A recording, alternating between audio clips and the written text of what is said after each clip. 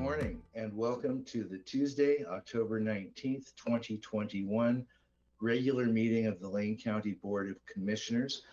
We have a full day. Item 1 on our agenda, adjustments to the agenda. Are there any adjustments to the agenda from anyone? Seeing none and hearing none, is there any emergency business today? Seeing none, this is the time for public comment. To the public watching this meeting, when you registered to watch the meeting in this virtual format, I used to say temporary virtual format. It just doesn't feel that way anymore. I hope temporary virtual format. You are registered in our system as attendees. Attendees are webinar participants who are audience members viewing the meeting. Your microphone and your webcam are automatically muted as attendees. At this time, however, we are going to ask for public comment.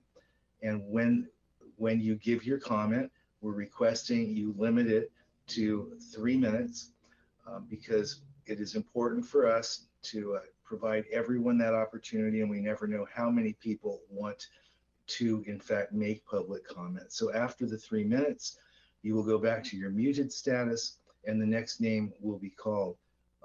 You can then continue to watch this webinar as long as you choose. And obviously, we will try to give everyone who wishes to present public comment an equal opportunity to do so. So at this time, Ms. Jones, do we have people that would like to make public comment to the board? Thank you, Chair Barney. At this time, if you have registered to give public comment at the board, or to the board, please raise your virtual hand and I will call upon you. I will unmute your microphone and begin the timer. I do see Daniela Marino has her hand raised. So Daniela, I will unmute your microphone and you may begin your public comment. Good morning, everyone. My name is Daniela Marino. I oppose the unconstitutional government vaccine mandates. Some stats for you this morning that I've been tracking weekly from the Oregon Health Authority data for the entire state all time. 4,185 people died with COVID. 86% of them were over 60 years old. 92% had pre-existing conditions. So on average, 89% of total deaths with COVID were people who were over 60 years old who also had pre-existing conditions. The survival rate is holding steady at 99.98%.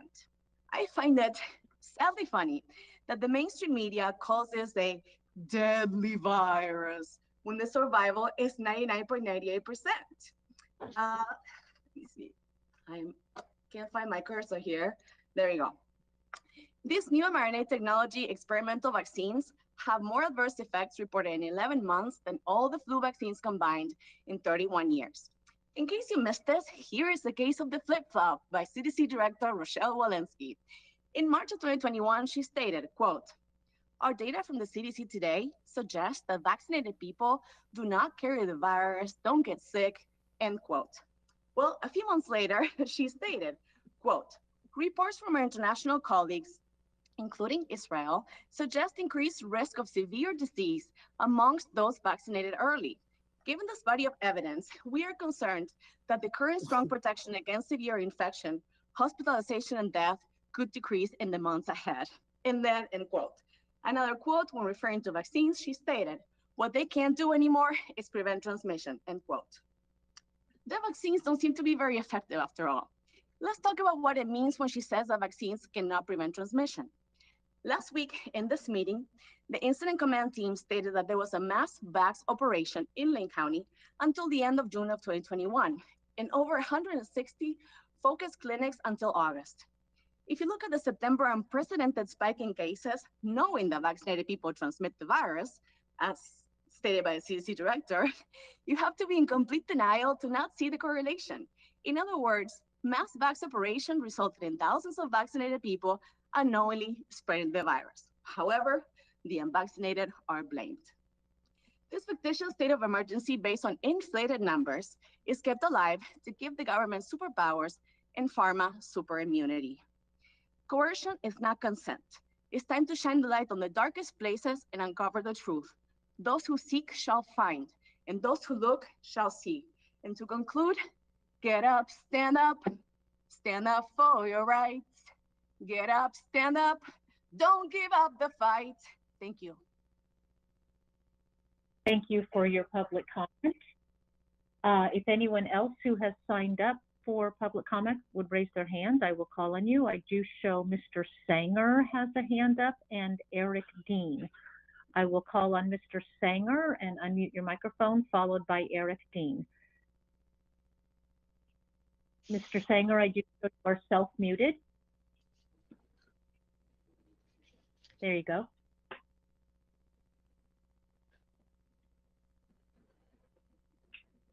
Good morning, Chair Burney, Lane County Commissioners, and administrative staff. Thank you for providing the opportunity for public comment this morning.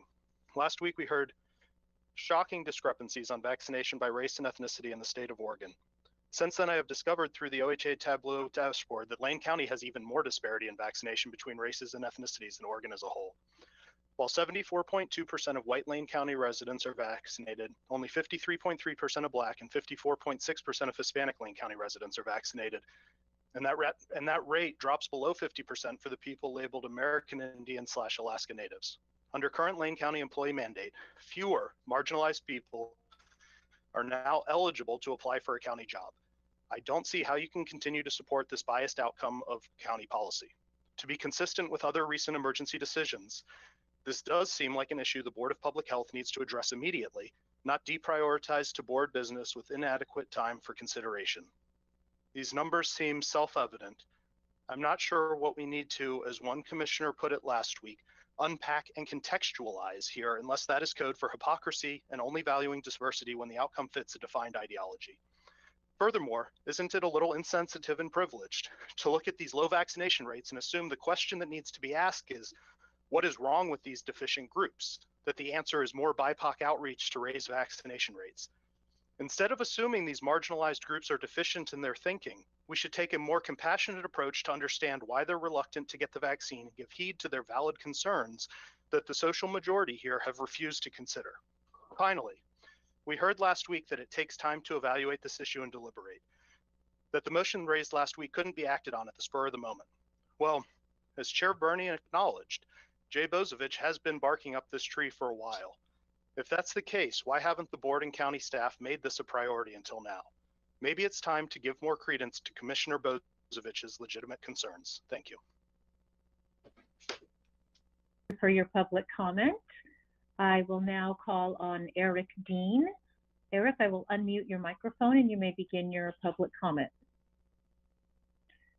Eric, I do show you are self-muted. Oh. There you go. Am I? Nope, you just, there you go. Yes. Okay, thank you. Good morning, everyone. Many of us have family and friends who've recently lost their employment due to the vaccine mandates in schools and healthcare. We've heard of exceptions being offered to those who choose not to be vaccinated, but out of dozens of requests that I'm familiar with, not a single one has had a positive or equitable outcome. Each response by 4J has been a letter of denial in one way or another, and contains language attempting to refute the sincerity of the religious beliefs, usually demoting them to personal or moral convictions. These employees are placed on unpaid leaves of absence, which prevent them from getting unemployment and prevents them from laterally transferring or getting other employment in other school districts or other places. I'll now read a letter from District 4J's HR department to a teacher, which has been given to me by that teacher, in an effort to expose the demeaning and inquisitional nature of 4J towards its employees. This letter is representative, and other letters contain many similarities. There are many more. This is the letter. In light of your request, the district is extending the deadline to submit proof of vaccination from October 5th to 13th. Oh, I'm sorry, I started from the end there. The district has reviewed your request for a religious exception to the COVID-19 vaccination requirement. To begin, we acknowledge your stated values and objection to the vaccine, but for the reasons explained below, your request for a religious exception is conditionally denied. While Title VII of the Civil Rights Act of 1964 generally requires employers to reasonably accommodate an employee whose sincerely held religious belief conflicts with the work requirement, personal beliefs are not subject to Title VII's reasonable accommodation requirement. Further, beliefs based on isolated moral teachings and those that are not part of a comprehensive system do not qualify for reasonable accommodations under Title VII. After reviewing the materials you submitted in support of your request for religious exception, the reviewers have determined that it will be conditionally denied. In your materials, you identify as a Christian and state that your body is a temple and that you have a moral duty to refuse medical products created through the use of fetal cell lines. Published statements of Christian and Catholic faith leaders do not indicate that vaccination is prohibited because of their connection to fetal cell line research. A few examples are included in links below. Your materials do not indicate how you have adhered to this belief outside the COVID-19 context, and the district has legitimate questions about that, given that dozens of commonly used medicines have been developed or tested using fetal cell line research. Based on the information before me, it appears your objection to the vaccine requirement is based on an isolated moral teaching, which does not qualify as a sincerely held religious belief under Title VII's definition. In light of your request, the district is extending the deadline to submit proof of vaccination from October 5th to the 13th, 5 p.m. The district is willing to work with you on a transition plan until you're fully vaccinated if that's your choice. If you wish to request reconsideration, believe you have additional information to provide, you may request an appointment with district representatives. This must be made by the 5 p.m. on October 13th. Due to the volume of requests, this meeting may or may not occur this week. Effective October 18th at 5 p.m., you'll not be permitted to be employed by the district unless you're fully vaccinated or have an approved exception. If you wish to resign, please reach out to me directly or discuss waiver of the 60-day notice requirement. Thank you for your time. Thank you for your public comments. At this time, I do not show any additional hands raised to give public comment. If you have registered for this meeting and would like to give public comment, please raise your hand now, and I will call on you.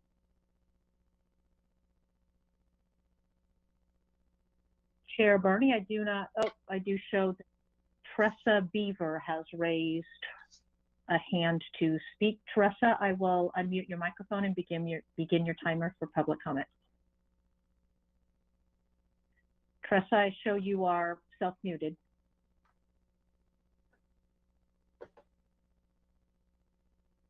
There you go. Me? These vaccine mandates are unconstitutional. They directly violate every single person's right to freedom of bodily choice. And it does not give all information needed for people to make an informed decision. This is coercion and medical apartheid, medical rape. It is unacceptable. These masks do not work. They are against every aspect of our constitutional rights. And I ask that every single one of you that are being paid by every single tax-paying people that you stand for our freedom and our choice. Stop these mandates. Stop these tyrannical behaviors. You have no right to push an agenda that is completely against what our founding fathers had stood for when writing the Constitution. These mandates are set up to create control and division, not to protect the people. Take our masks off of our children, take masks and vaccine mandates out of the medical system, out of our systems altogether. You have no right, the governor has no right to instill these mandates. It's taking away people's jobs, people's rights to provide for their families. It is unacceptable. And if this does not stop. Ma'am, you're well over your 3 minutes. Could you wrap it in 15 seconds, please? This is a responsibility of every single person and every single one of you as the Board of Commissioners to stand up for every person's right for free bodily choice. Thank you. Thank you for your public comment. I did have one more hand raised. Chris Warren, I will unmute your microphone and you may begin your public comment. Chris, I show you are self-muted.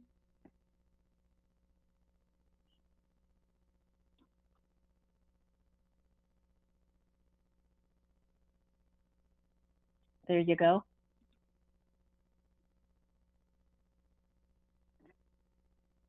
Chris, you may begin your public comment.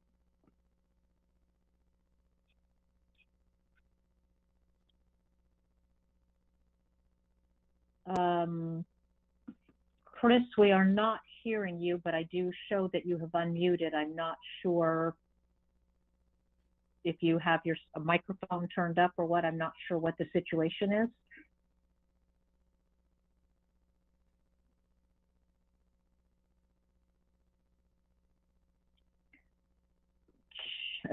Chair, Chris, I show you've unmuted again. Can you try speaking?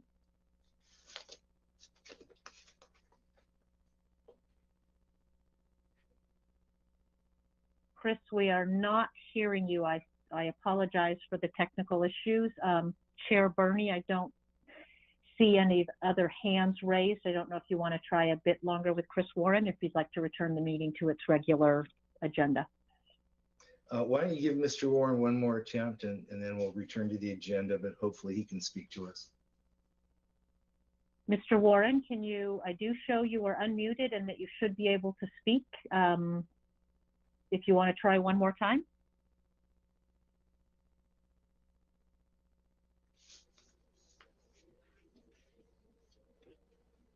You might want to try, sometimes your volume on your phone could be the issue if you want to try turning that up.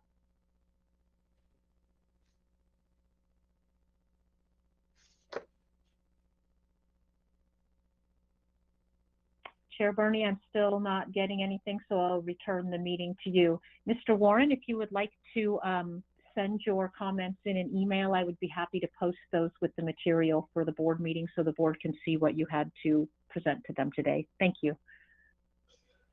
Thank you. Thank you, Ms. Marino, Mr. Sanger, Mr. Dean, Ms. Beaver, and we apologize that we couldn't hear you, Mr. Warren. This is the time then for commissioners to respond to public comments and or other issues and remonstrance. Do any commissioners wish to speak?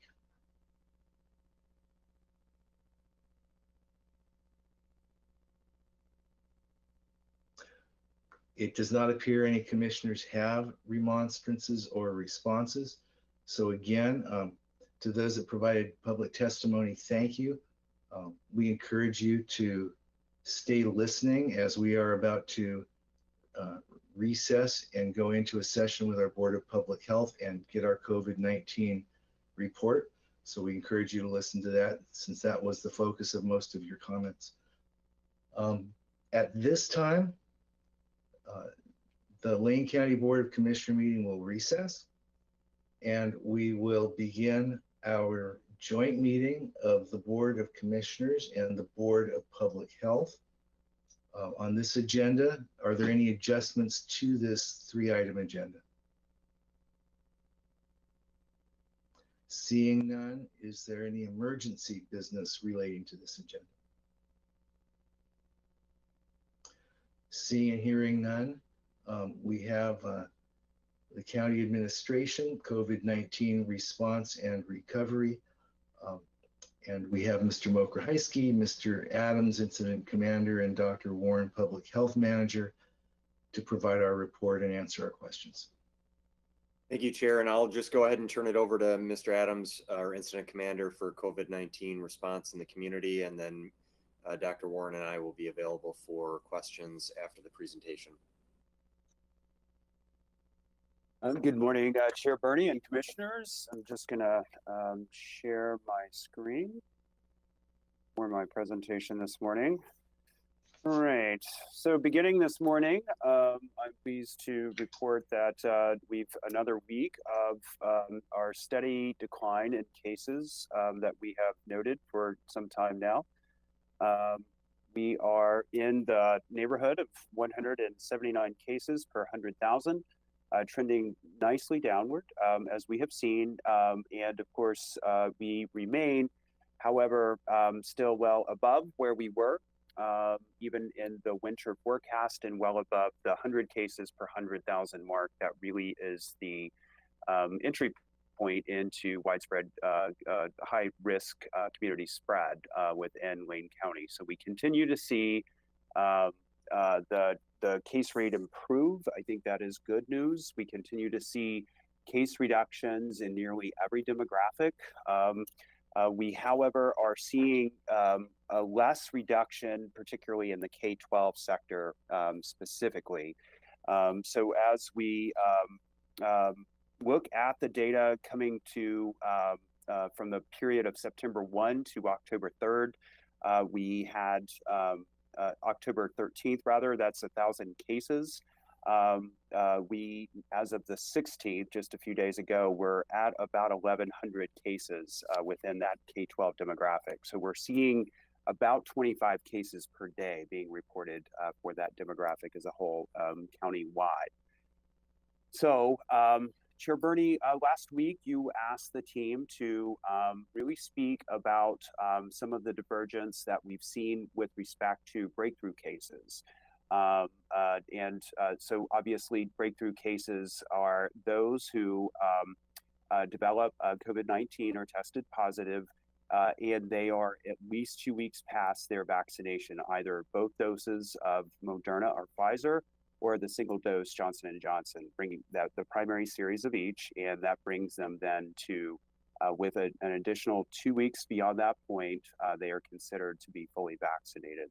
So we have, I've shown this graphic in the past. You'll see that our case rate decline is continuing to show up in both of these curves. So the peak of each of these curves are denoted here. At the August 20th, we had 308.9 cases per 100,000 within our unvaccinated or not fully vaccinated cases observed in Wayne County, whereas we peaked at 113 cases per 100,000 on August 22nd.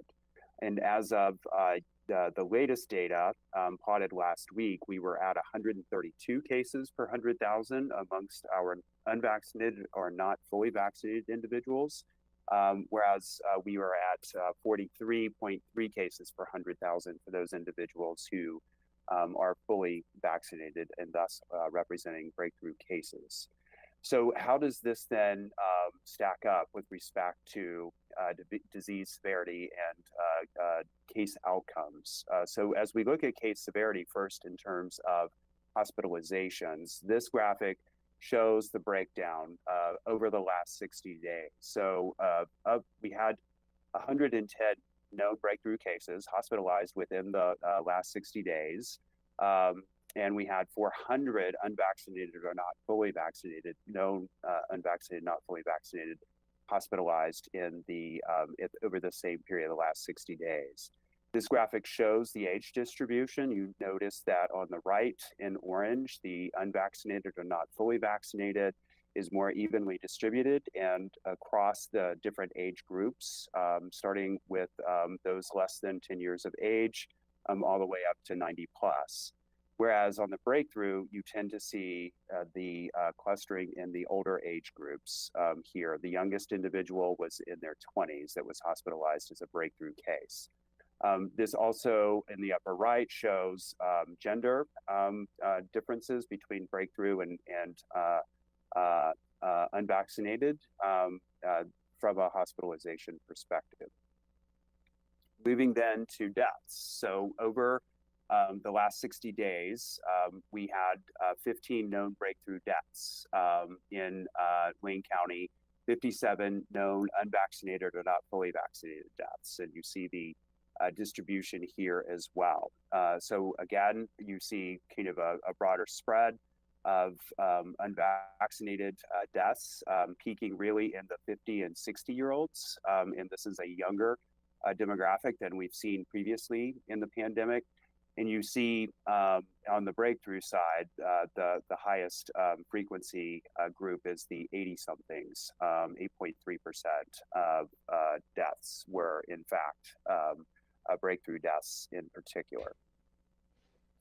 Moving then to our ongoing efforts to provide vaccines to Wayne County. So the data, latest data from OHA showing that 251,438 individuals within Wayne County have stepped forward for to receive at least their first shot. So 17,321 individuals have a first shot, and they're on their way towards becoming fully vaccinated. 234,000 individuals are now fully vaccinated. We have, this represents 65.93% of our total population of Wayne County. And it is 74.2% of our 12 plus or our eligible population. Over the last week, we saw 1,057 individuals come into at least partially vaccinated status. And over that period of time, as the graph on the right shows, we have seen a pickup in doses delivered. So that includes the Pfizer boost doses that have been approved. So those are averaging over the past week about 900 a day. And the difference there obviously is Pfizer versus those stepping forward for their prime doses. Finally, I want to bring the board up to date on the latest zip code level of vaccinations. I've shown this graphic periodically. We've seen marginal gains, really just a percentage point or a percentage point and a half in some cases in our major zip codes. And this, of course, continues to drive some of our vaccine allocation activities. So having presented these data, I wanted to just bring the board up to speed on the federal regulatory process for vaccines. So it's been a busy period of time. Late last week, the FDA's advisory committee approved Moderna and Johnson & Johnson for boost doses. The Moderna boost dose is 6 months after one received their second shot of Moderna, and it follows in general measure the boost dose guidance for Pfizer. Johnson & Johnson was approved for 2 months after having received that first Johnson & Johnson shot. So those then become eligible after the CDC reviews it this week with their advisory committee, and then we get a final approval from the FDA director, the CDC director, and through state government. We anticipate beginning boost doses early next week at our various operations. Secondly, I would note that next Tuesday, the FDA's advisory committee will be taking up vaccination opportunities for 5 to 11-year-old with the Pfizer Comirnaty vaccine that has been fully licensed for older individuals, but this would be an emergency use authorization for 5 to 11-year-olds. We anticipate that then in turn will go before CDC's advisory committee in the regular process, and we'll get final guidance there. But it looks like perhaps the week of November 8th is the timeline for when 5 to 11-year-olds will become eligible for vaccination. Sure, Bernie, that is the briefing update from the COVID-19 EOC this morning. Thank you very much, Mr. Adams. Questions or comments from commissioners? Commissioner Buck. Thank you, Chair. I'm going to follow up on your very last comment for the 5 to 11-year-olds, since I have a little one in that age range, and there's a lot of parents out there and grandparents, you know, that are really concerned about that age group. I brought this up last week, and now that we're actually seeing a date coming in sight, or the date range of November 8th, flu shots are still not available for children. And my pediatrician's office said you need to have a month in between a flu shot for a child and a COVID shot. That concerns me because we're coming up to a place where they may be available at the same time, and parents will have to choose which one to do first. And with the higher cases that you mentioned in the beginning for the K through 12 group, I could see parents not do the flu shot and get the COVID shot because of its greater concern. Is there any more information about that available to parents? Chair Bernie, Commissioner Buck, I hate to gainsay what your pediatrician is indicating, but all of the guidance that we have now is that flu shots can be co-administered with COVID-19 shots. That is in the standing order from OHA. That's in the clinical guidance from CDC.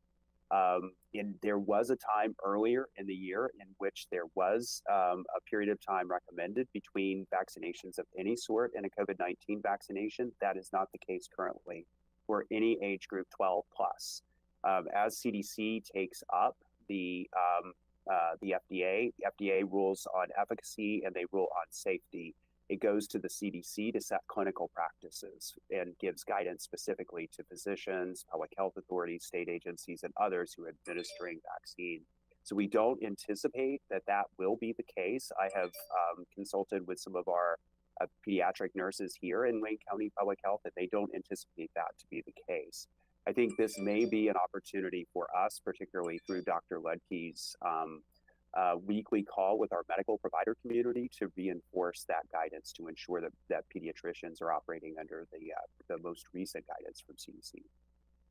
Yeah, I think that's really important, because if pediatricians think there's something different and giving that advice out to parents, we've got a real challenge on our hands. So I'm thankful for you restating that. You did mention that last week, but I wanted to present what I had heard, because there's clearly a discrepancy that we need to reconcile. Thank you, Chair. Thank you. Other commissioners? Commissioner Bozovich. Thank you. I understood we were going to get a report on vaccination rates on our employees based on demographic groups at this meeting. Is that information available? And secondary to that, I'd also like to know how many exemptions were applied for at Lane County. Chair, I do have information. I was planning to provide some additional information this afternoon under county administrator announcements. I can give you just the raw numbers. The total number of employees affected by the OHA. A vaccination requirement was 680 Wayne County employees. Of those 680, 674 either received a vaccination or an exception. I believe the number, I have to find it. I think we had roughly 24 exceptions and two regular status employees did not receive an exception or vaccination, and so did receive a termination notice. So I'll have additional information later today, but that's just the raw information on the OHA requirement. Okay, hopefully we'll get the rest of that data about demographic groups, because that was still a concern of mine.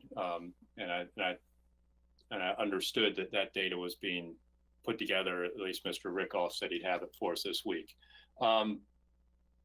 Secondary question, as I look at the data, about 26.2% of our cases over the last 2 weeks, and it's bad that these numbers don't match up, were between 0 and 19 of age. But over the last 60 days, there have been 0 deaths of anyone under 30 and under, and only 3.8% of the hospitalizations have been 20 and under over the last 60 days. Can you speak a little bit to disease severity in K through 12 population? How many of those cases are asymptomatic or very minor symptoms? Chair Bernie, it's a good question, Commissioner Bozovich. I think we see the full range. We are hearing reports of kids presenting with mild symptoms. We also are hearing cases of more severe disease in individuals that don't make it to the level of hospitalization, obviously, in the vast majority of those cases. But I don't have a specific statistic to be able to present to you in terms of what percentage are severe, what percentage are asymptomatic. I guess secondary to that is, do we have any data from VAERS about adverse reactions relative to age group? Because it seems to me that most of it, at least the blood clot and heart issues I've heard of, have been younger age groups, not older. So it seems to be that the VAERS issues increase with decreasing age, and disease severity decreases with decreasing age. Where's the crossover between vaccine risk and disease risk? Chair Bernie, well, Commissioner Bozovich, I think those are absolutely the sorts of issues that the FDA's advisory committee and the CDC's advisory committee are looking at. Their job is absolutely to evaluate risk, both in terms of disease and any adverse reactions that any individual would have. So they are certainly, if you dialed into the FDA advisory committee last week, we're discussing that in the cases of Johnson & Johnson, which had issues previously, as you'll recall, in various younger age groups, particularly as it relates to receiving a second shot. As a vaccine moves through that regulatory process, it is deemed to be safe and that the benefit exceeds the risk for the desired use, then of course we get the go-ahead to be able to administer that vaccine and provide the information to the public to the best of our ability. Thanks. Thank you, Commissioner. Are you through? For now. No. If you're through forever. There's never another. I'm sorry. Any other commissioners that would like to make a statement or a comment or a question? Yes, Commissioner Trieger. Thank you, Chair. I would just like to channel for a moment and read some words from Dr. Ludke. This is an email that he sent to the board in response to a COVID update a few weeks ago. I think it's really important, and I don't think it sort of made it out into the broader public. So it's fairly brief, but I want to just read it. He says, although death is an important metric, we're reporting number of COVID deaths, it's not the only metric of import, especially when viewed through the population health lens of public health. For every COVID-related death, there are many, many more life-disrupting, work-impacting, financially taxing, resource-consuming COVID hospitalizations. Across multiple states, we've seen that for every COVID death, there are 5 to 10 times as many hospitalizations. In Oregon, that number is in the 5 to 7 range, depending on what period we're assessing. Even though most COVID hospitalizations last in the 4 to 8 day range, US patients requiring ICU care average well over 2 weeks in the hospital, with a large percentage of those patients then being discharged to rehab facility for more care. The recent Delta surge has lowered the age of hospitalization such that the 18 to 49 years age group is now in second place to the 65 plus. Yes, it leapfrogged the 50 to 64-year-old age group in cumulative hospitalizations. Persons in that 18 to 49 age group who are juggling work, school, parenting, and the exigencies of life are increasingly impacted despite not facing a high death rate. And finally, as the Lane County child recently admitted with a COVID-related stroke shows, and as we've seen with the growing number of long COVID cases, ongoing disability is a significant issue with COVID. Clearly, death is not the only metric by which to measure an infection's impact.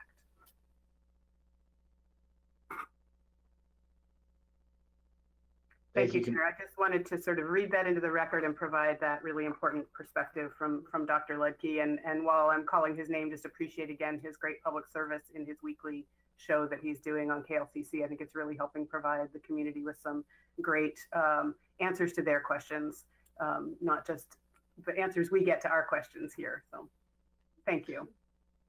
Thank you, Commissioner. Are there any other commissioners that would like to ask a question or make a comment at this time on this item?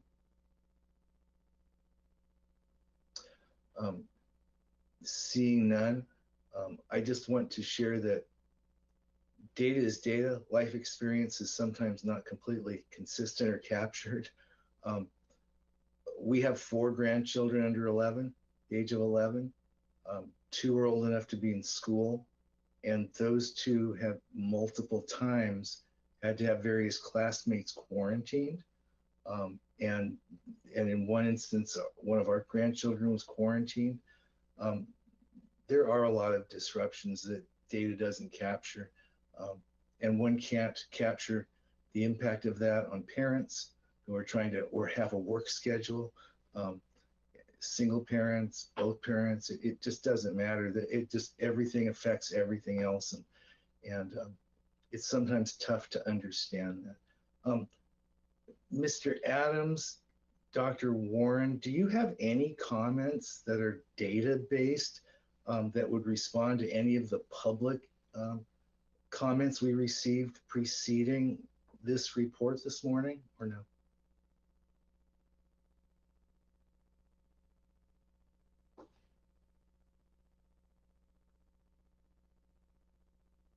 Is that a no?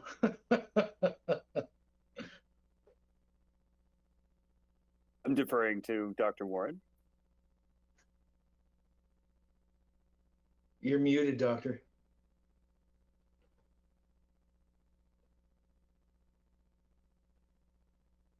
Thank you, Chair Bernie. I would be happy to respond to a specific question. I feel like the things that are being brought forward are items that we have addressed on multiple occasions. This idea that I think you've just demonstrated that the impacts of COVID are wide-ranging and not confined to death, and that has been one of the criticisms, is that that we're treating this pandemic more seriously than it deserves, and going to extreme lengths. And I don't think that that's true at all, as you've just described. So I think that issue that continues to come up is not borne out either by data or by personal experience. I don't know if there's was there anything you'd like to add, Steve? Well, I think just building on that, I think it is interesting to watch thoughts evolve over the weeks. I would just note that we continue to hear different issues, and I think Dr. Warren said it well. We do our best to try to bring data to each of these weekly meetings. We do our best to respond to sometimes really good criticisms about the data that we're presenting in our Tableau data sets. We have, in fact, engaged with members who have made weekly appearances here to dig in and really try to understand some of the points they're raising with respect to data presentation. We're always open to a sincere kind of criticism of how we're trying to tell a story, how we're trying to present the data as we understand them. But Chair Bernie, I assure you and the rest of the board that the staff here working in the COVID-19 response in no way, shape, or form are trying to manipulate anything for the benefit of our own power or aggrandizement. We're here to serve. We're here to do the work day in, day out, and the staff work their hearts out to try to do everything they can for the safety and well-being of Lane County. Well, if there are no further comments, if I may, on behalf of the, oh, I apologize. Yes, Vice Chair Farr. Thanks, Chair Bernie. You brought something up regarding schools and quarantine at schools. And Steve, I had a talk with the superintendent of schools 2 weeks ago, who expressed a great concern regarding quarantine of so many kids for so long in school. And I understand that we've been in discussion with the schools since then. Can you talk just a little bit about what is going on with schools, what is happening with quarantines, and how are schools able to address what they believe have been impedances to the education process? Chair Bernie, Vice Chair Farr, it's a great question. I appreciate the opportunity. Indeed, we have been working with the schools very closely. As you know, our case investigators and our outbreak staff have been meeting weekly for months and months now with our K-12 partners, both public and private, helping them unpack and understand and apply some of the state guidance with respect to opening and operating schools in the safest possible manner. I know some of our schools are concerned about the current health officer's recommendation for a 14-day quarantine period, as opposed to the 10-day quarantine period that we have in the past offered as an alternative when we had much lower levels of community spread. So that does result in individual cases with additional days out of school, and we understand the challenges associated with that. But the recommendation here in the thought is that you are minimizing the total number of quarantine days experienced by offering the safest recommendation for individual kids. So as part of an ongoing conversation, both with the ESD as well as the individual superintendents, we've begun meeting on a weekly basis with the ESD staff.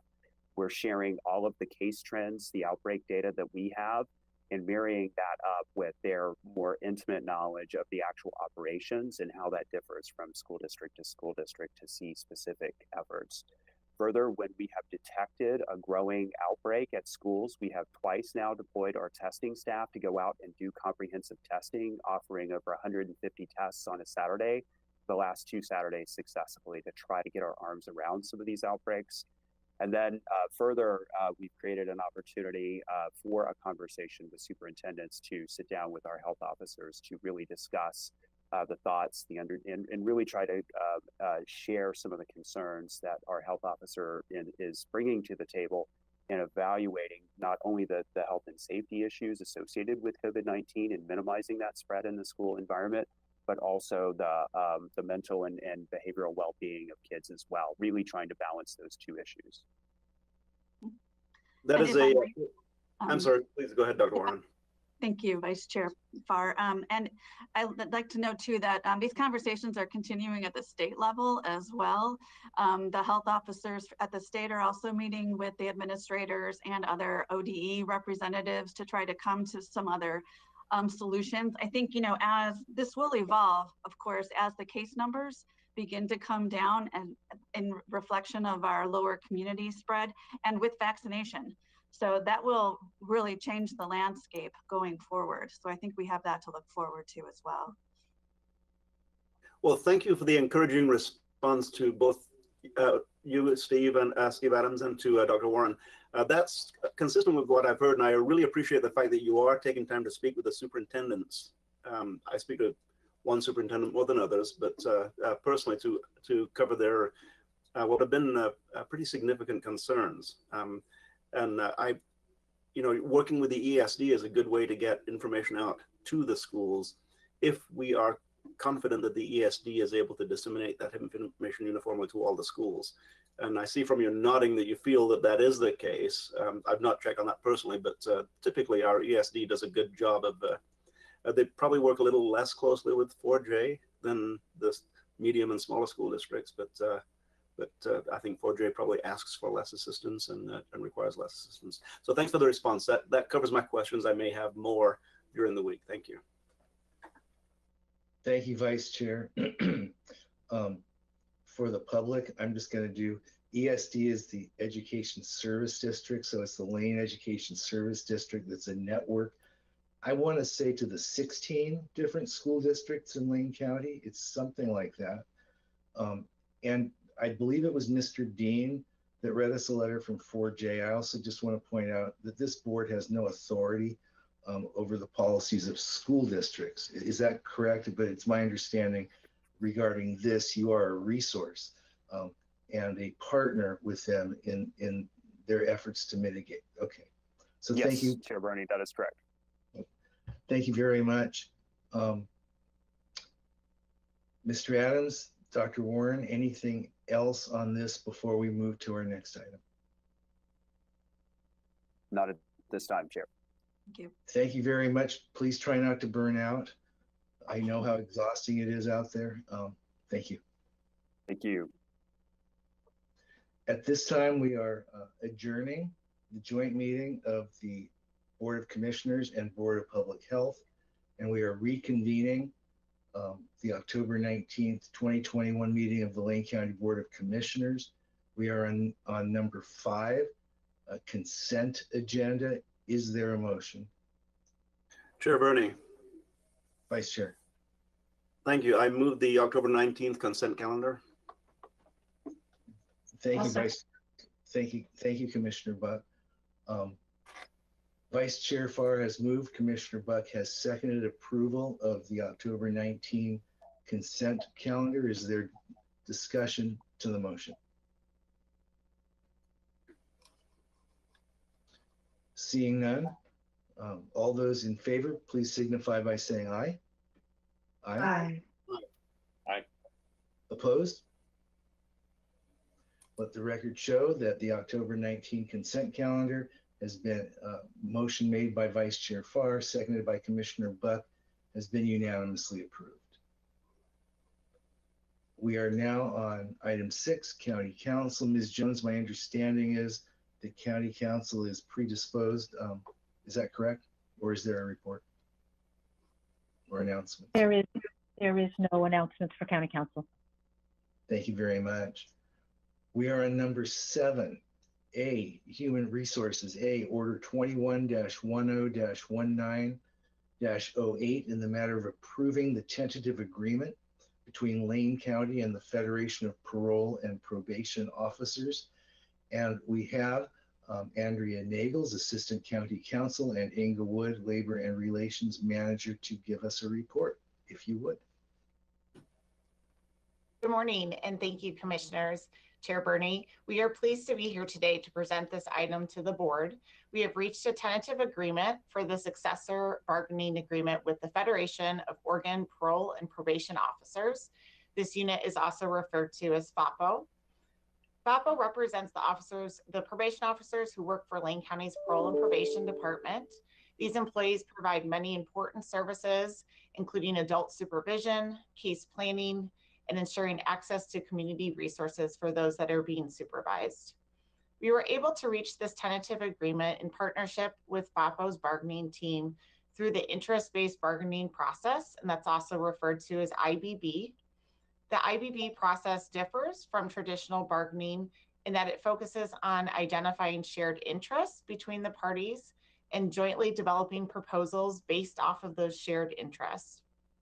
We see the IBB approach as being in alignment with the county's core behaviors of driven to connect and being focused on solutions.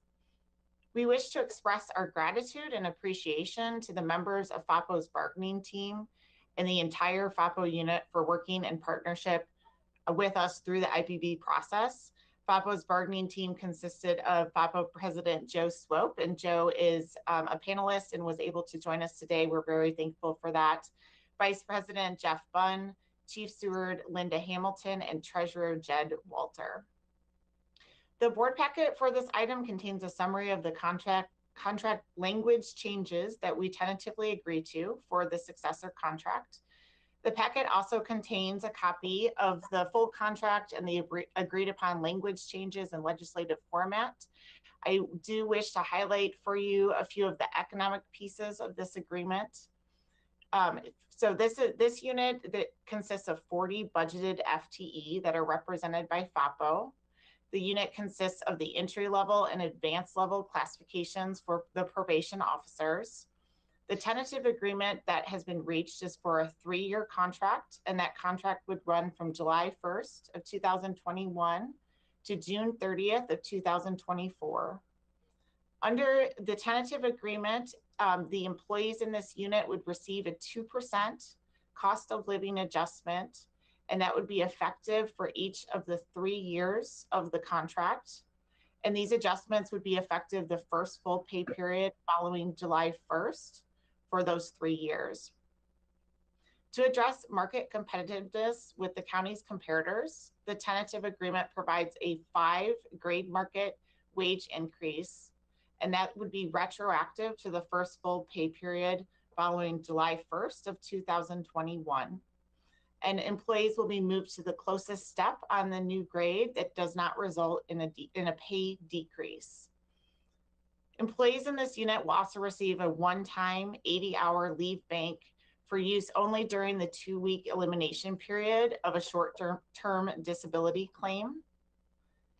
Employees in this unit will also receive an increase in benefit coverage for long-term disability claims and life and accidental insurance.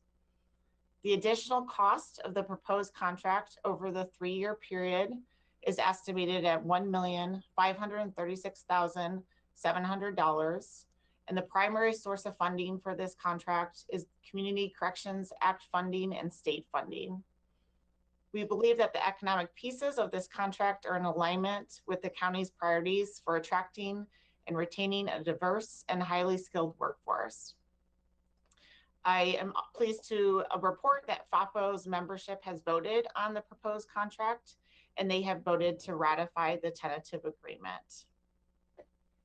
The county's bargaining team also recommends approval of the tentative agreement and direction to county staff to move forward with implementing the new contract. We also have on joining us today is Greg Rickoff, Director of Operations. Greg was actually able to join us and participate in the IBB process as well. And I believe, Greg, do you have a few comments you would like to make on this item? Thank you, Andrea. Just to express my appreciation for Parole and Probation, and particularly the FAPO bargaining unit. This interest-based bargaining is a tremendous asset. It's a great tool and really gives us a chance to see and understand the issues through one another's eyes, see one another's perspectives. It's a deeper dive into the work, and I think in a lot of ways it leaves the relationship between the bargaining unit and management stronger after bargaining, which is something that we really can't say after most traditional bargaining. So very pleased with the work. We really have a remarkable team in Inglewood, Andrea Nagels. So just a great deal of appreciation on work well done. Thank you, Greg. And I also want to voice my appreciation for not only those on FAPO's bargaining team, but also many of us who assisted on the county side as well. It definitely was a collaborative process that we really appreciated. And, oh, I'm sorry. Oh, sorry, Chair. We did have, I thought I saw Joe was able to join us as a panelist, but now I'm not seeing him. Oh, there he is. I'm on. My camera sometimes doesn't like the lights in my cubicle, so it's kind of like a disco show here. But I am on here and I'm listening, and really appreciated the IBB process. Great, thank you, Joe. And that's all I have, unless there are questions from the board. Well, all you have is positive news. We're getting an echo from someone thing. I don't know who that is. Are there any comments from commissioners prior to entertaining, or are we ready to entertain a motion? Vice Chair Farr. Thank you, Chair Bernie. I'm prepared with a motion. I would move Order 21-10-1908 in the matter of approving the tentative agreement between Lane County and the Federation Parole and Probation Officer. Is there a second? I'll second. Thank you very much, Commissioner. Commissioner Bozovich, your dog is interrupting my focus here. It has been moved by Vice Chair Farr, excuse me, Order 21-10-19-08 has been moved by Vice Chair Farr, seconded by Commissioner Buck. Is there discussion? We still have that echo, but yes, Vice Chair Farr. Thank you, Chair Bernie. I just wanted to say thanks to the team and also to Mr. Pope for confirming the IDB process did work well in this case, and the improvement for the future that it is a method that does in fact work. Thank you. Thank you, Vice Chair. Yes, Commissioner Bozievich. Now that my dog has stopped talking, I'll speak now. I just want to say I really appreciate you and our bargaining team using the interest-based bargaining method. I was exposed to it first when I was a board member at Lane Community College. We utilize that with our classified bargaining team, and it's a really great process. I'm hoping that we can maybe expand it to other units around the county, because I think it leads to good outcomes for everybody. It does require some time, as our bargaining team understands, that some upfront tends to lead to an agreement that everybody can be happy with. So thank you for doing that, and thank you to the members of FAPO for investing that time. Thank you, Commissioner. Any other commissioners?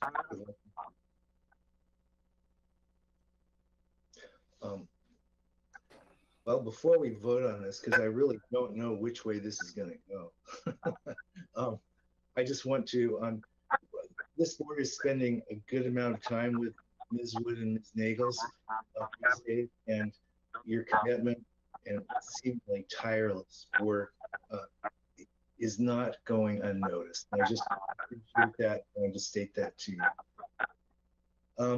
Is there any further discussion? Chair Bernie, this is Diana. If I could just ask, I believe, Joe Bunn, if you could mute your phone, I believe the noise is coming from your phone, and I mute you myself. Thank you. Well, let's give it a shot. Oh, well. All those in favor of Order 21-10-19-08 in the matter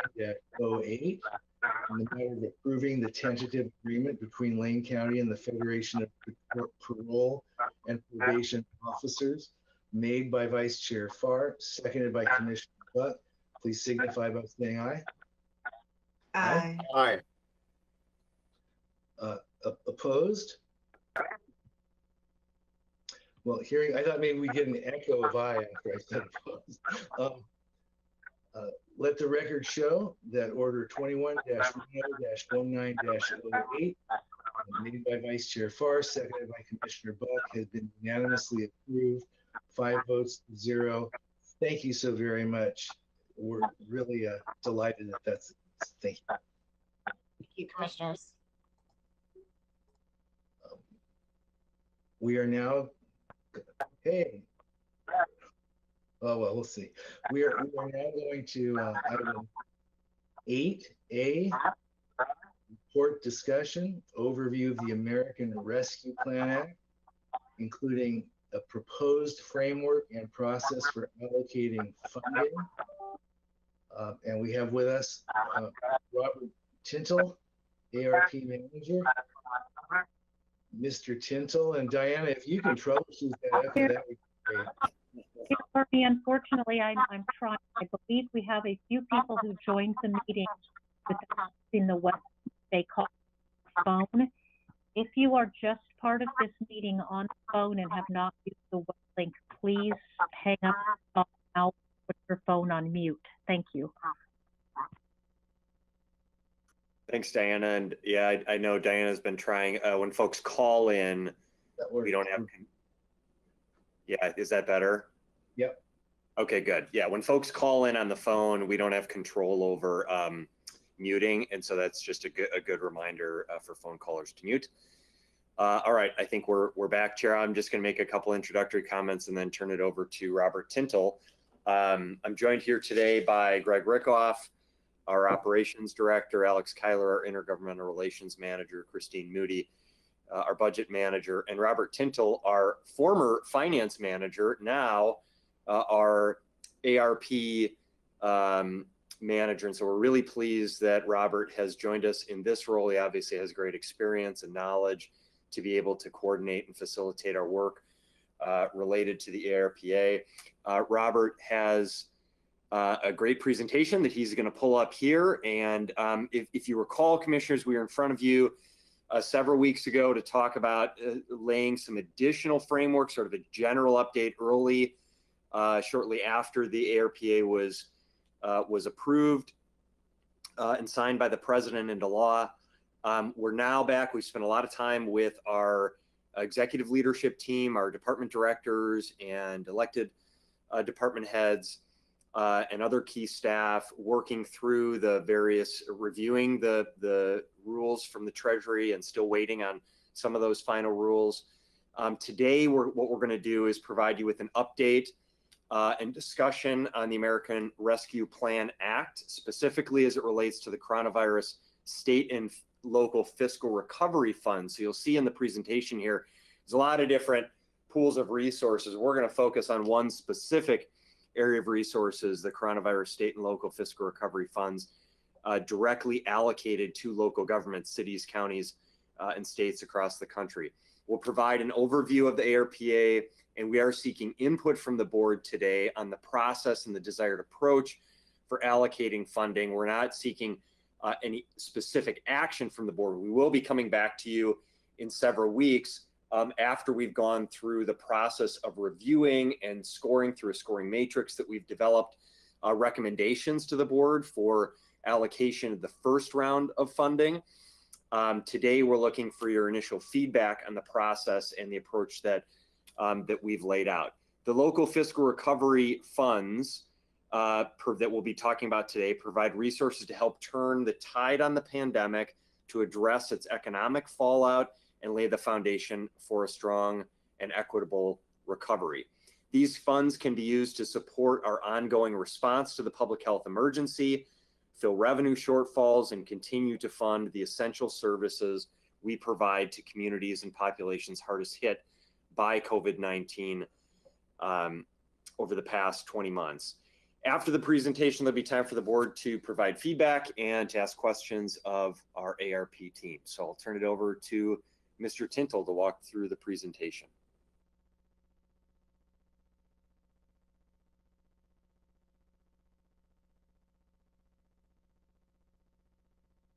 All right, good morning, Chair Bernie, Commissioners. And I just want to make sure, do you see my full screen of the presentation? First slide. We see your full screen, including notes. Okay, I don't have the right screen, so hold on just a moment here. That looks right. All right. Thank you. Let me click here.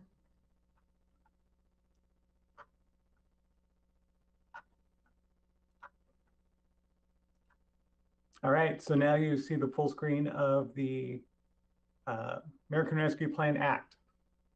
Picture of the White House. Okay.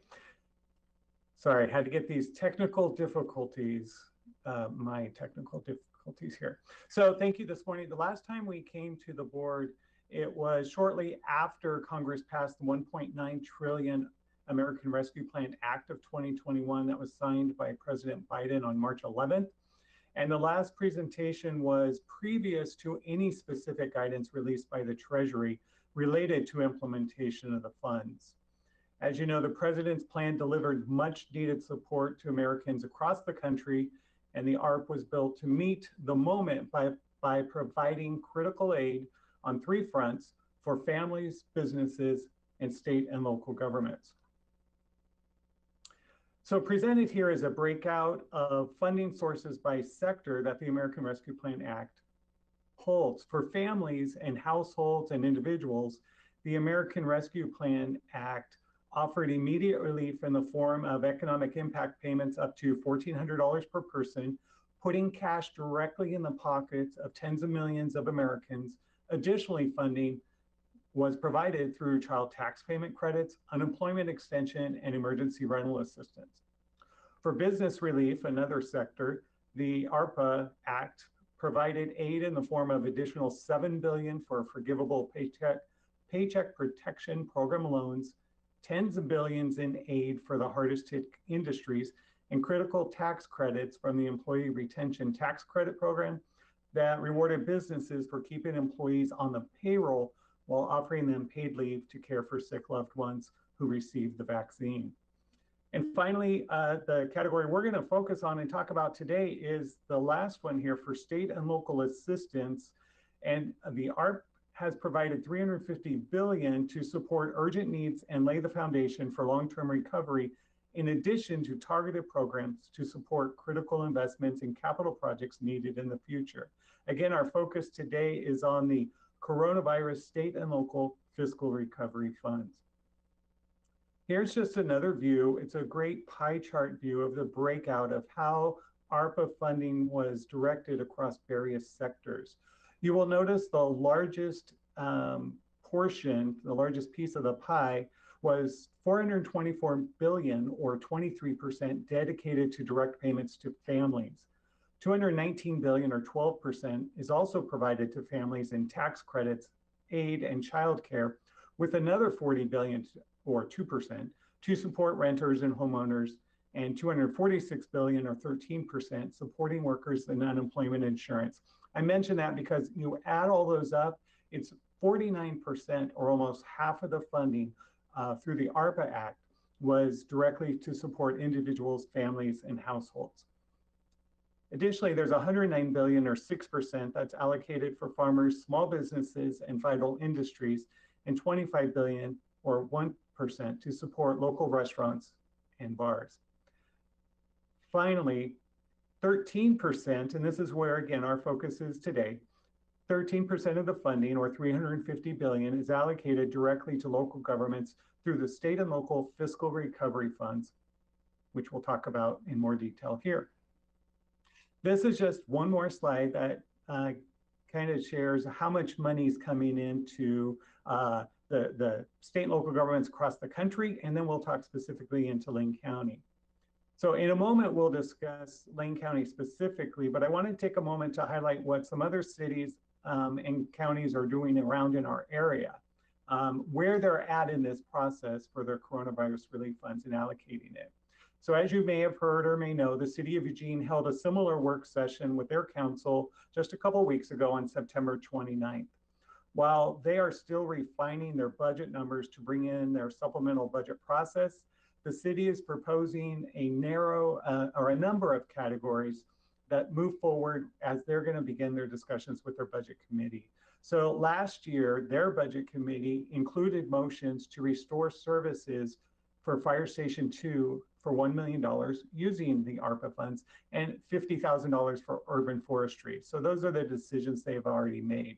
What they're proposing moving forward is their priorities are fund stability.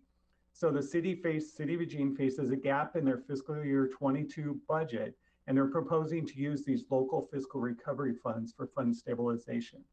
After that, they're also proposing allocate resources for their Safe Sleep Sites initiative. Next, they're reserving funds for the ongoing COVID response. So recognizing that we're entering a winter period with potential unforeseen impacts from the COVID pandemic, they're proposing to set aside some funds as a reserve to address these potential costs. And lastly, there's likely a discretionary amount of funding that can be included into their supplemental budget discussion for additional existing unfunded priorities previously approved by their city council.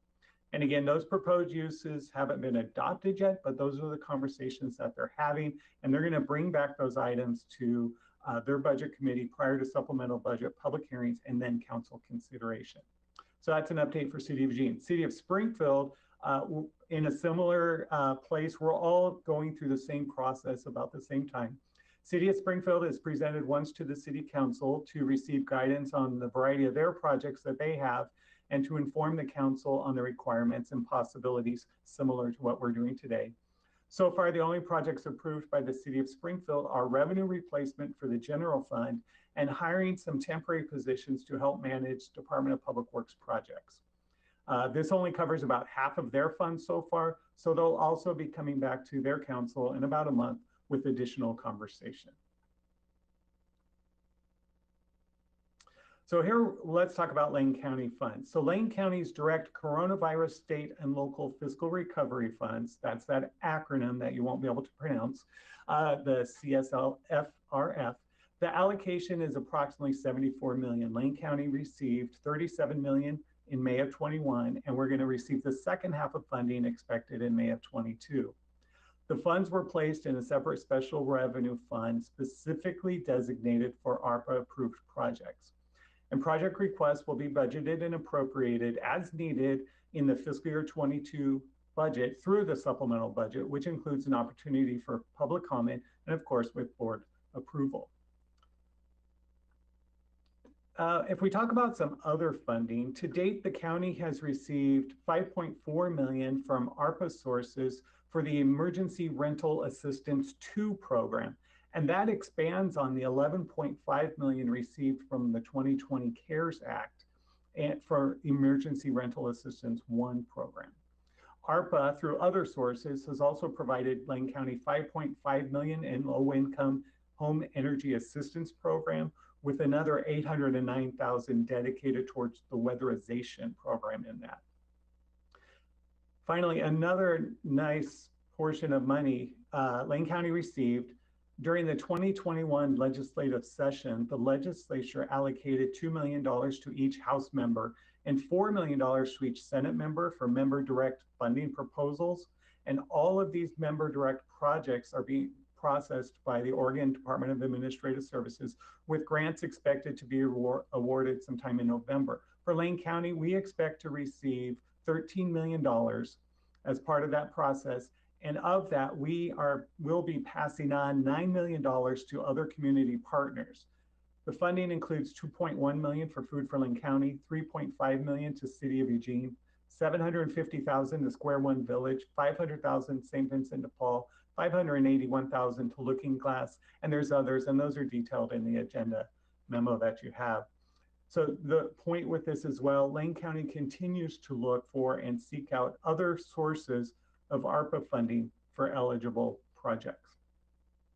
A little bit, I just want to spend a time, let you know that now, since the last time we've talked with you, the Treasury has issued interim guidance about the statutory eligible uses. And really the guidance has broken it out into 4 distinct categories identified as A through D here. So we are to use these categories when we are deciding what eligible sources of funding are out there. Additionally, the U.S. Treasury has created an expenditure category coding system to track how funding is used and to identify where additional programmatic data is required. In total, there are 66 expenditure categories, and funding request must align within one of these categories.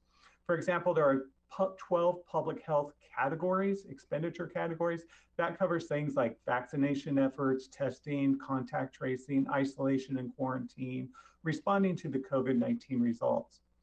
14 categories for negative economic impacts.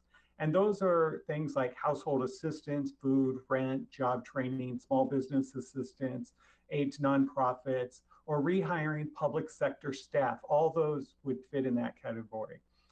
Services to disproportionately impacted communities. There's 16 approved expenditure categories there. And that includes education assistance like early learning, mental health, healthy childhood environments like childcare, home visiting, or housing support, things like affordable housing, services for unhoused persons, and social determinants of health, like lead remediation was a specific example they listed. There's 2 categories for premium pay, and really that's for public sector employees or grants to employers for providing premium pay for employees performing essential work physically and present at a job site. There are 17 categories for infrastructure, and those are focused on clean water, drinking water, and broadband. A general infrastructure project typically would not be eligible unless the project responds to a specific pandemic-related public health need or specific negative economic impact of the pandemic. Revenue replacement. So the interim final rule gives the county broad latitude to use these funds for the provision of government services to the extent of the reduction in revenue. The intent is to stabilize and fiscally support the essential services of the local government by providing funding to the direct provision of services to citizens. And we'll talk about this a little bit more detail in a moment. And finally, administrative expenses. The admin expenses, evaluation of data analysis, and transfers to other units of government are approved expenditures in that category.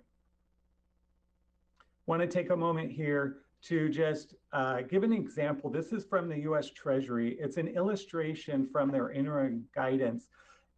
Again, this is coronavirus state and local fiscal recovery funds. They realize that the replacement of public sector revenue loss is very important, and it's intended to provide the continuity of vital government services by filling budget shortfalls, and this gets to the intent of these allocation to counties. So this example here, illustration, is how we calculate how much revenue, because of the coronavirus, did the county lose. So revenue loss is calculated relative to the expected trend from 3 years prior to the pandemic, beginning with the last full fiscal year is fiscal year 19. So these aren't our actual results, but this gives counties and cities guidance on how do you calculate the loss that you had. And then we recalculate the loss at multiple points as of December 31st each calendar year from 2020 through 2023. The important point here with the revenue loss is once you calculate how much revenue loss you have, that calculation is able to be used for most general government services. This is the most broad category.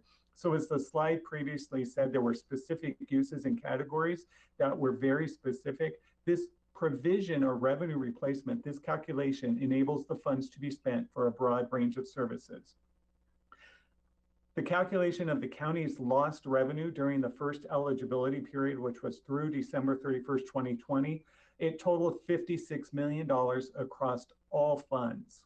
So what that means, based on what our expected trend was to our actual revenues were, the calculation according to Treasury, once you pull out federal revenue, was $56 million. And those funds are intended to continue to provide funding for essential government services that either experienced lost revenue or had an increase in expenditures.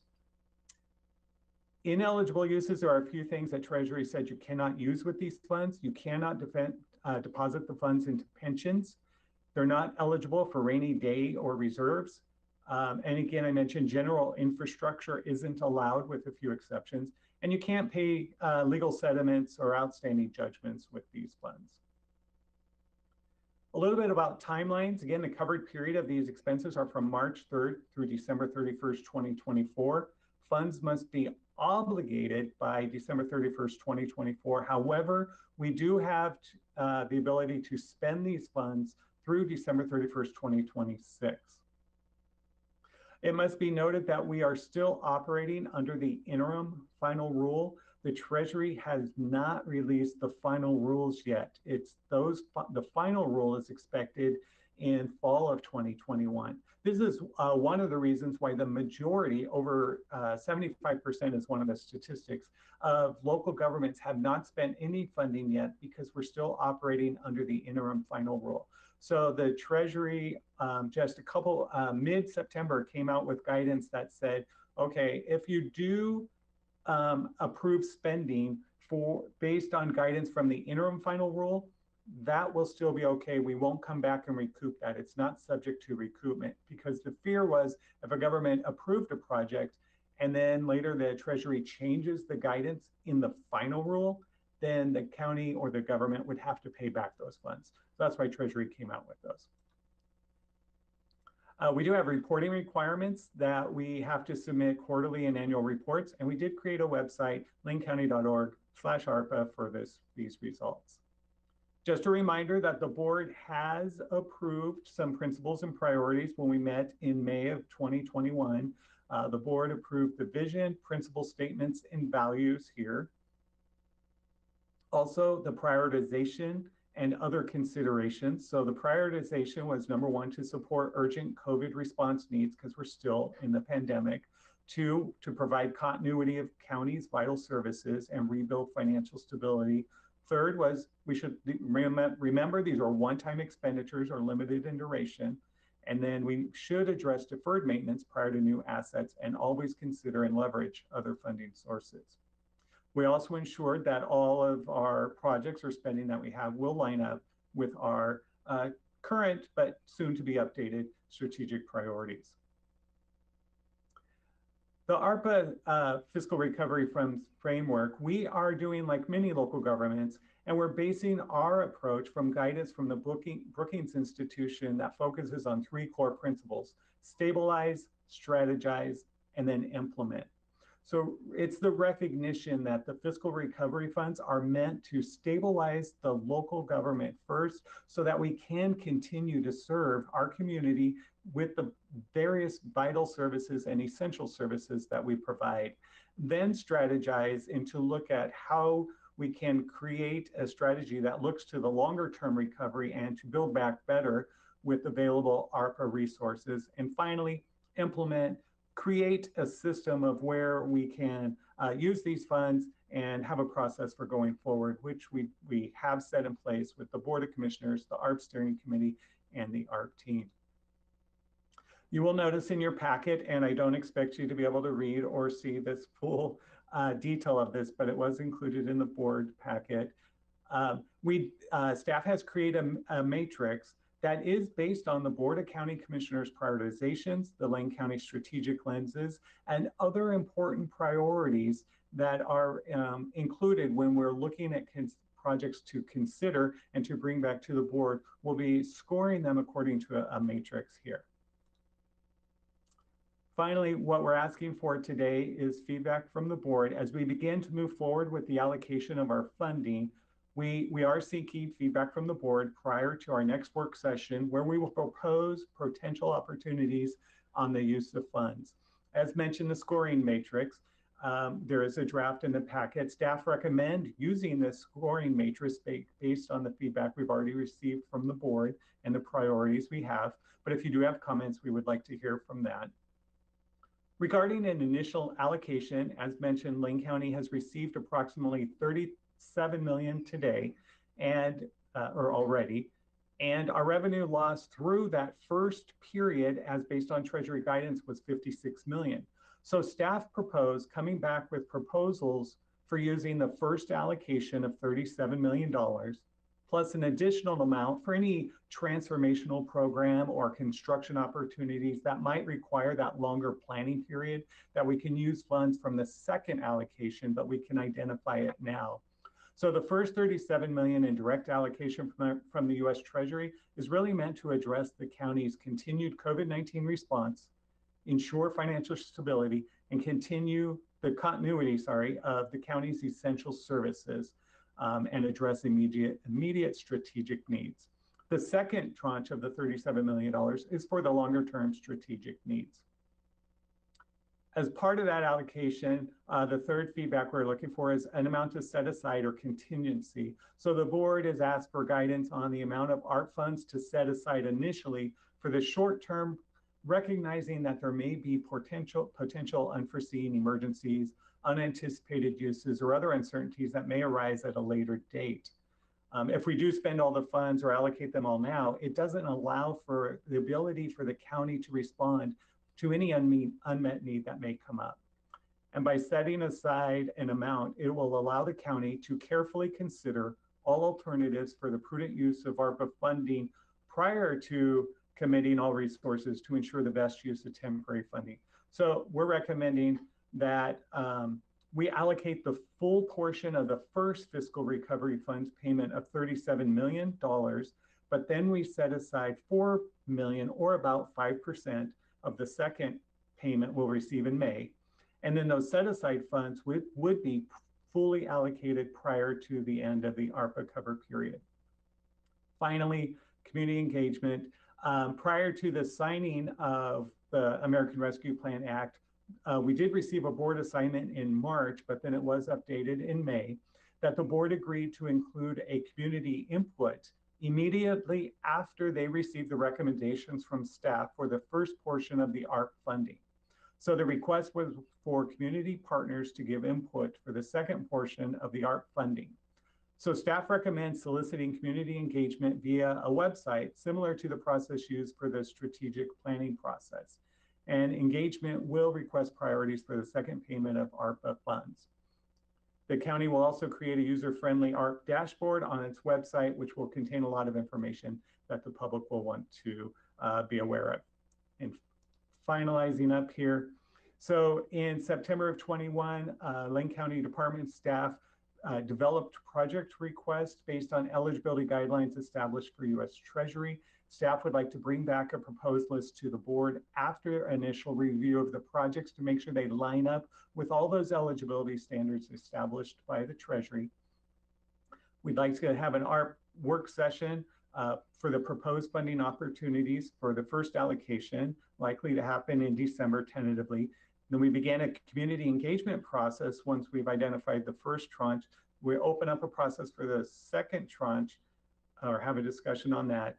And then the work session for the second opportunity, second half of the allocation. And with that, I will open it up for questions and comments, and I will stop sharing my screen at this time.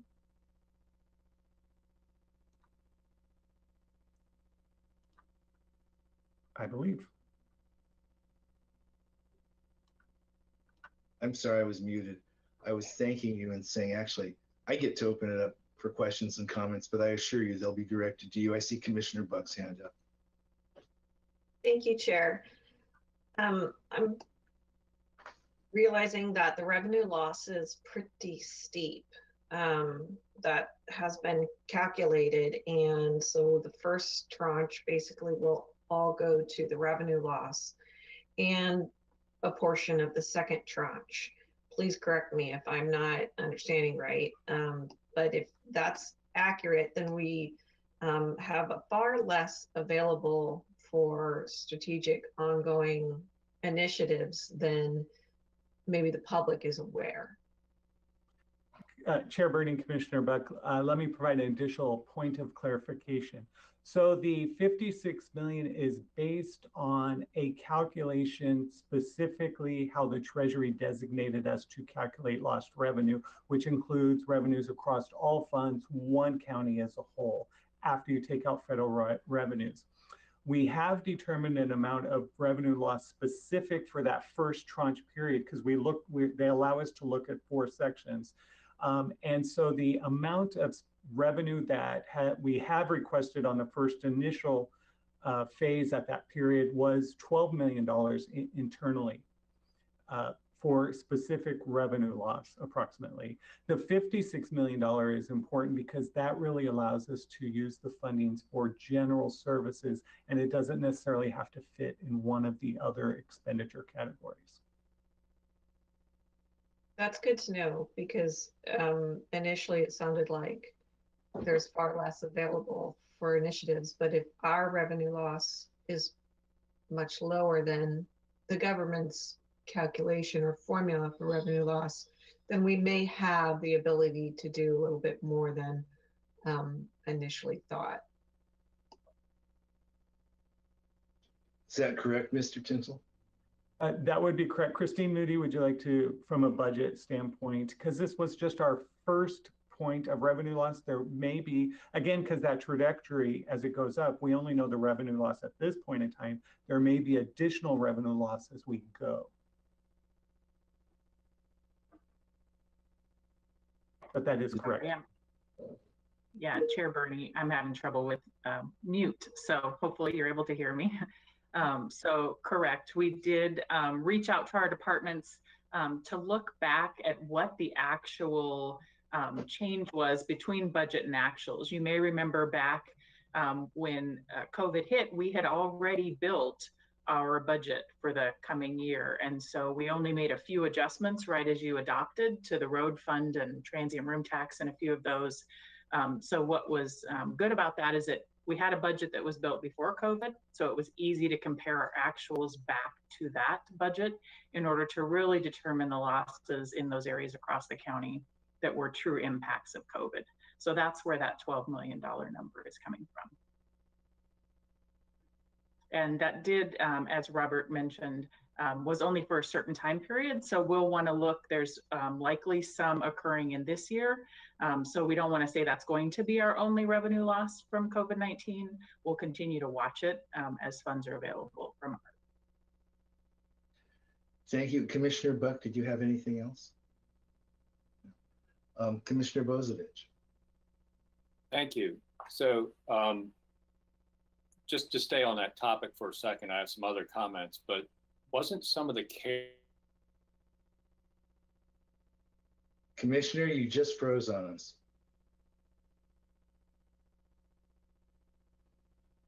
Can anyone else hear Commissioner Bozovich? No. Commissioner Bozovich, you might want to get off, as Commissioner Trieger's mentioned to others before, and get back on. We can't hear you, so I'm going to go to another commissioner right now. Is there any other commissioner that would like to make a statement or a comment or a question? Yes, Commissioner Trieger. Thank you, Chair. We're waiting for Commissioner Bozovich. I'll ask, this is a little off to the side from allocation, but just curious about the community impact, community input and feedback process. Really appreciating the website. It's really, it's accessible and it's great that it's there, but it's a fairly passive tool that people have to know about. So I'm wondering if any thought's been given to how we're going to promote the existence of that site and what we're going to do with that input. And specifically would like to request / recommend we especially focus on the many Lane County residents who serve on our committees, who are appointed to various committees, because they will have some content knowledge and understanding of the organization and how it operates in a way the general public might not, and could be a really rich place for some community level feedback and input. Chair Bernie, Commissioner Trigger, great question. And while we haven't fully developed our community engagement program yet, as this program is up and running, our first priority or goal has been, one, trying to establish the program, get it up and running, first of all, which is this great first step. And then after we get through, and per the board previous guidance was, once we get through this first allocation, then we'll begin this second process of community engagement. And that is the hope, is to expand out our website. Right now, it's a very static website because it's a placeholder. We do have a new staff member coming on board on November 1st. And this will be a big focus area as well, is to begin the updating our website, community engagement process. But we would plan on engaging our current advisory committees and communities that we already have relationships with to get feedback. We've also been studying, I've also been studying so far, looking at what other communities are doing as far as feedback. And of course, it's a broad range from communities providing their own projects to soliciting information on what priorities should the county be focusing on. It could be as simple, what are the top areas? So we'll be looking at that as well, based on the board's goals as well, of how we solicit input and engagement from the community. But it will be a very important piece. Sorry, one last point. Just so you know, with the Treasury guidance, we're required to file a fiscal recovery fund report annually. And that does ask, how are you engaging with your community? How are you reaching other communities? So we will want to be able to respond to that, but also be accountable and transparent with the community, with these funds. Fantastic, thank you. Appreciate that. Oh, I'm sorry, Commissioner Trigger. I think Mr. Rickoff wanted to elaborate to the answer to your question. Well, and I think specifically to Commissioner Trigger's point, Chair Bernie, is we're here to ask you those very questions. So thank you for your input. I do want to note that Alex Kyler needs to leave us in a moment because he has a meeting with a state representative. And to Commissioner Buck's point, understanding that our resources will be limited. Part of the work that we plan to be doing is to find other state and federal resources available. There's significant money, and as we saw in Mr. Tintle's report, there's significant dollars coming into the state, coming into the region. Those are available for many purposes, and Alex Kyler continues to maintain an eye on how we can facilitate those funds getting into our community to be used. And before he leaves, I just didn't know if there's anything Mr. Kyler needed to share with us. So let me get this straight. Even though we thought commissioners were asking questions, now we better hear from Mr. Kyler first. And my apologies because of his schedule. No, that's okay. I'll only add. Commissioner Bozievich, you're going to have to wait yet longer, but okay. Go ahead, Alex. I'm sorry. Sorry, I'm just going to add, I guess, two things. And one is I apologize. One for having to leave, but there, for example, as a part of the state budget, there were various allocations. You saw in Mr. Tintle's report there, $13 million. That's the district by district spending. That's what I call it, where each member had the ability. We got some other tranches of money from ARPA, from the state's ARPA portion as well. For example, the $15 million up at Blue River is ARPA money for Blue River water and wastewater infrastructure. And we'll go back into Salem in February, and maybe we'll be able to secure a few more ARPA resources as well, because the state did not spend all their money. And then we do expect there are a couple other little tranches of money within that section of ARPA that may yet arrive. You'll probably recall Senator Wyden was able to secure some money for negatively affected revenue sharing counties, and that those dollars are still in development in terms of how they will arrive into those counties. So I liked seeing that there's an adjustment process along the way that Robert has built into this, and it may include as a benefit that we'll have a little bit of extra money that will come our way as well. So it's a very dynamic situation still. Thank you, Mr. Kyler. How much time do you have before you have to leave? I got 2 minutes. Oh, any questions specifically for Mr. Kyler? Sorry.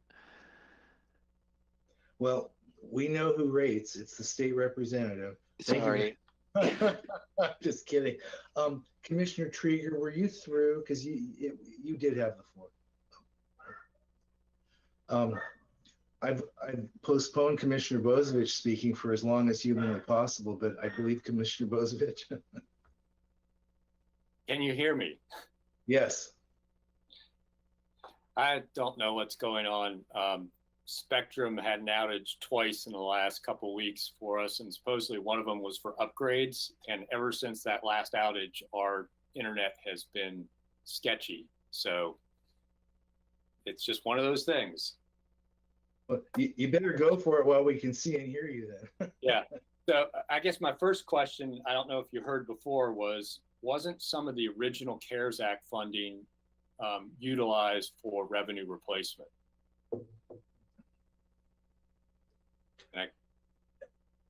Commissioner Bozievich, no, it wasn't. I was thinking of that. No revenue reimbursement. It was for expenditure reimbursement. So it did reimburse us for funds, at least because we did not receive a direct allocation. We received a reimbursement grant from the state. So we had to have expenditures, and then we submitted those to the state for reimbursement. But I just, were some of those expenditures from programs that didn't have enough revenue to meet the expenditures? I guess maybe reverse the question a little bit. So did they actually make up revenue? It did come back to us as revenue after we had expended the expenditure. So we spent the money first on public health response, for example. We spent the money and then we submitted those requests back to the state to get revenue back to reimburse us for the costs we expended. I guess that, to me, that explains why maybe we're not, the calculation of lost revenue versus how much we actually need, why there's somewhat of a difference, because we may have already gotten some reimbursement from the first act. I just want to comment a little bit on the matrix and some of the priorities that have been discussed, because I think that's what you guys were looking for feedback on. And I just want to say I really appreciate the matrix. Walking through it, I don't see anything significant that I would disagree with. I'm really don't want to have us utilize any of this funding to establish a new program or expand a program that's going to have ongoing expense. And I like that the matrix recognizes that. And I really appreciate the idea of investments that will result in future cost savings and efficiencies. Particularly, it comes to mind is some of the technology upgrades to the jail that have been needed for a long time. Some of the commissioners just had a tour of the jail and are pretty aware of those.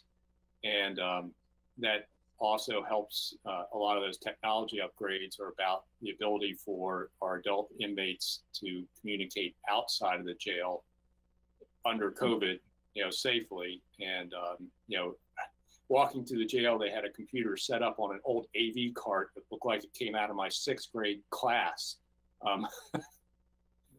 So upgrading some of that stuff with, better connections and hard tablets and everything else will just make it much better for that population, which quite often is disadvantaged portions and disproportionately impacted segments of our population. So I really appreciate looking at that matrix and thinking about some of the projects that we have within the county and how they fit in. And I just don't see anything I'd change about it. I really support the matrix.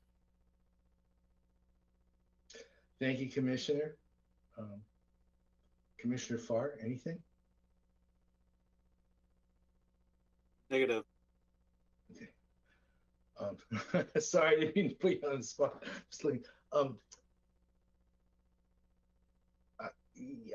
By and large, this is consistent with everything I've heard. However, I'd just like to make a couple of comments, right? Because you're looking for feedback right now. Number one, in there you glossed over something called transformational change, and I'd like you to tell us what that means. Chair Bernie, one of the criteria that's on the matrix, and as we're thinking about projects, is we realize this is a once-in-a-lifetime opportunity for this type of funding that we've received.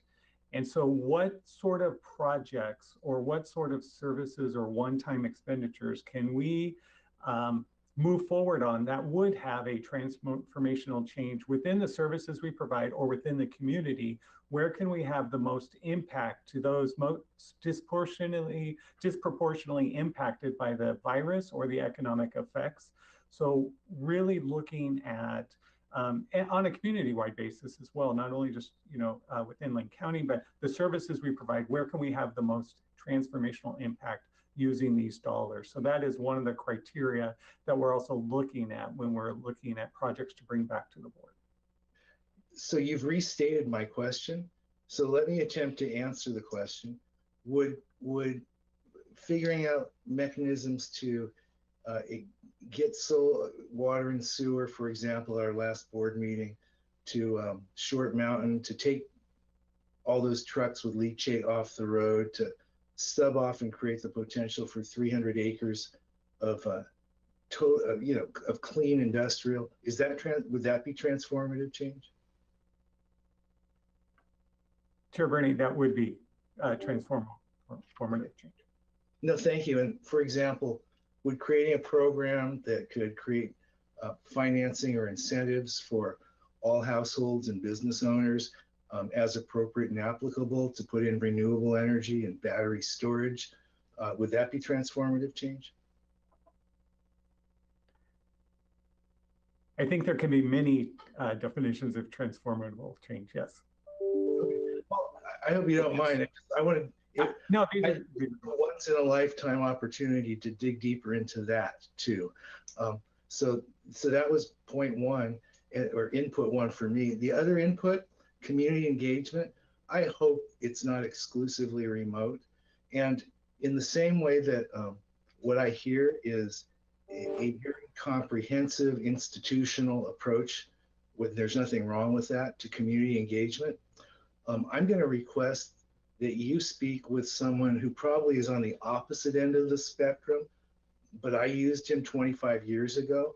And there may be others like this who can be sometimes a fly in the ointment, but nonetheless for input on mechanisms to creatively get deeper community input. And that would be Mr. Dennis Sandow. I would just consult with him because there might be some very creative ways to really dig deeper, as long as it's consistent with this matrix, which I think we all agree with makes a lot of sense. And Robert, I'm delighted you're here. And here's in this position, I mean it, congratulations. I think we're in good hands with you. My last thing, and forgive me for harping on this, but to the degree we can recycle whatever spending we do locally, as opposed to outside of Lane County, that can create multiples. I know I'm beating a dead horse here, but can create multiples of spending again within the county is a great way to lift the tide for all boats. So as we're looking at this, that would be a wonderful perspective to have in evaluating all expenditures. My input. Are there any other comments for Mr. Tintle or Mr. Rickoff or Ms. Moody? Did you get what you need, or are there any other items you'd like to share with this board before we're complete with this item? Chair Bernie, thank you for the time to present today and to answer any questions you may have. I think we do have enough to come back to you with information at another date, tentative sometime in December. Well, if I may, this is terribly exciting. So we look forward to that, and we look forward to all of this. Thank you very much. Last chance, because we don't have Mr. Tintle forever. Any other comments from any commissioners before we move on? You got applause from at least one, Mr. Tintle. Thank you so much. Bye-bye. We have an executive session this morning. Is that correct, Mr. Mokrahysky? That's correct. And is there any other business at this time to be conducted prior to convening an executive session? I don't hear any. Okay. Well, Ms. Jones, it's 10:53. Commissioners, after Ms. Jones reads us into executive session, is 11 o'clock too early for us to reconvene? Seeing no heads shaking no, that's what we will do. We'll reconvene at 11 a.m. in executive session. Ms. Jones, if you'd be kind enough to read us in. Thank you, Chair Bernie. I will read us in for the morning executive session for Tuesday, October 19th. The Board of County Commissioners will meet in executive session to consider the employment of a public officer, employee, staff member, or individual agent. This executive session is held pursuant to ORS 192.6602A, which allows the Board of Commissioners to meet in executive sessions for the purposes listed. Representatives of the news media and designated staff shall be allowed to attend the executive session. All other members of the audience are asked to leave. Representatives of the news media are specifically directed not to report on any of the deliberations during the executive session, except to state the general subject of the session as previously announced. No decision may be made in executive session. This board reserves the right to come back into public session should the need arise. Thank you very much. We will reconvene in 5 minutes. Thank you all.